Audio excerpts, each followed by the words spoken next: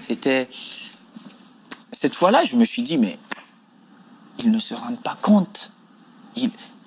Ils sont en train d'offenser quelqu'un juste, pas par rapport à sa couleur de peau seulement, juste parce qu'il est africain. Faut-il s'indigner, se révolter, fulminer ou encore s'insurger contre ceux qui, de par leurs actes, ne tentent pas à valoriser l'image du football?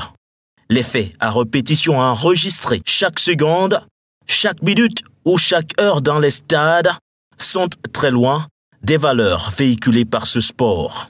À chaque fois, les réactions sont quasiment toujours les mêmes.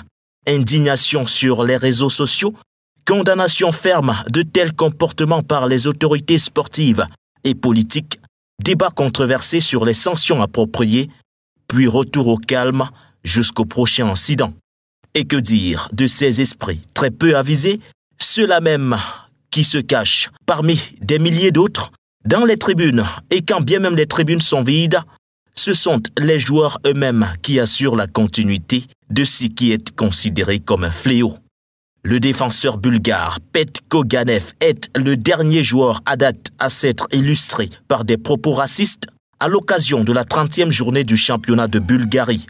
Son vis-à-vis sénégalais Christian Gomis, marqué par ces faits, n'a pas tardé à réagir, fustigeant au passage l'attitude passive de l'arbitre de cette rencontre. Ce défenseur, Petko Ganev, il est en train de se pousser avec mon collègue. Moi, je suis intervenu pour calmer la chose un peu. Et il y a Petko Ganev qui vient vers moi et qui me dit en gros, pars, sale singe. Sur le moment, j'ai cru être fou, quoi. Je lui ai demandé de répéter, il me l'a répété. L'arbitre, il est arrivé et je lui ai expliqué la situation. L'arbitre, il m'a dit que c'était rien du tout, qu'il fallait jouer. Parce que dans les moments comme ça, je trouve que c'est important d'en parler, qu'il faut pas fermer les yeux là-dessus et qu'il faut qu'on se soutienne et pour avancer, pour plus que ça se reproduise. Première fois qu'on me dise ça personnellement, oui, mais après, dans les tribunes, quoi, c'est pas la première fois que j'ai entendu. Directement comme ça, oui, c'est la première fois. Vis-à-vis d'un joueur, oui. Arbitre, joueur, entraîneur, supporter, tous s'y collent. Du coup, on se demande pourquoi le football n'arrive-t-il pas à se défaire de ce fardeau qui lui fait honte, malgré la bonne volonté d'un grand nombre d'acteurs et l'universalité étonnante de ce sport si particulier.